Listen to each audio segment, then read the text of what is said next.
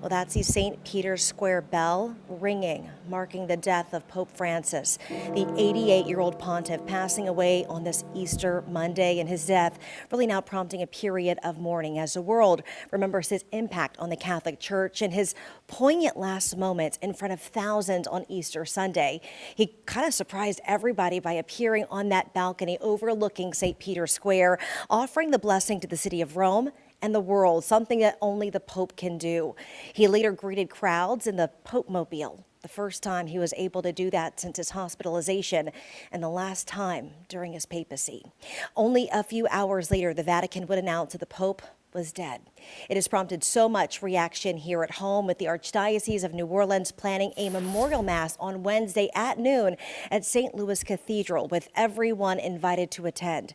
The Archdiocese calling Pope Francis a true man of God who called and challenged all of us to witness our faith in all aspects of daily life, saying that his ministry stretched beyond the normal boundaries in the peripheries of those who have felt marginalized by our society. Many of the faithful also echoing those same sentiments today, learning of the Pope's passing. The BDSU's Shay O'Connor is live for us now with how Archbishop Gregory Aymond is personally reflecting on this loss. Shay.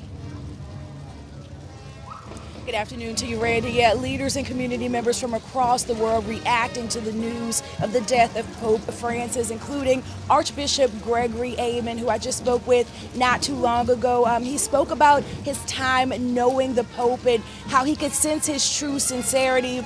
This is a picture he shared with me of them together. Aymond says Francis was a humble man and very into others and their struggles. He says he was the man of the people who never forgot about the poor. Aymond says the Pope had not been well and had been living on borrowed time from the Lord. He says the New Orleans community will have some time to process this loss. Take a listen. We'll have a noon mass at the cathedral on Wednesday, and all are invited. It would be an opportunity for us to have a memorial mass for him, to pray in thanksgiving for his life and for his ministry and for his faith, and for his truly being a shepherd to us. And also it will be an opportunity for us to share our grief.